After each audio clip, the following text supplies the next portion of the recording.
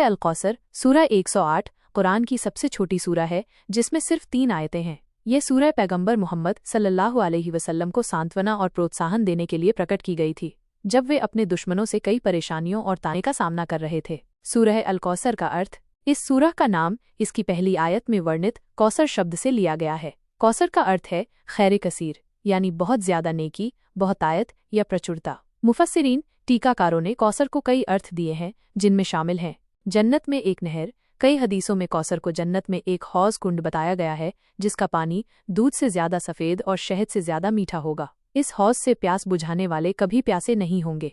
प्रचुर मात्रा में भलाई, ये सामान्य अर्थ में भी इस्तेमाल होता है, यानी अल्लाह ने पैगंबर मोहम्मद सल्लल्लाहु अलैहि वसल्लम को हर तरह की भलाई और बरकत प्रदान की है। वंश और संतान। कुछ टीकाकारों ने इसे पैगंबर की प्रचुर संतान और उनके वंश के माध्यम से उनके नाम के हमेशा रहने के रूप में भी समझा है।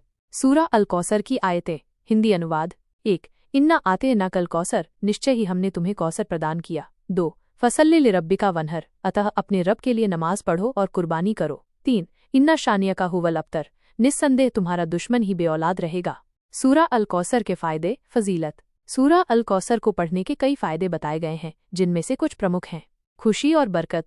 इस सूरह का पाठ करने से घर में खुशहाली और बरकत आती है। दुश्मनों पर जीत। जो व्यक्ति इस सूरह का नियमित रूप से पाठ करता है उसे दुश्मनों पर जीत हासिल होती है और दुश्मन उस पर हावी नहीं हो पाते। गरीबी और परेशानी से मुक्ति। इस सूरह का पाठ करने से गरीबी और आर्थिक परेशानियां दूर होती हैं और अल्लाह रिज़्क़ में बरकत देता है। मुरादें पूरी होना। जायज़ मुरादों और हाजतों की पूर्ति के लिए भी इस सूरह का पाठ फायदेमंद माना जाता है। बीमारियों से शिफा। अगर कोई बीमार है तो इस सूरह को पढ़कर पानी पर दम करके पिलाने से शिफा मिलने की उम्मीद होती है। जादू और बुरी नज़र से बचाव।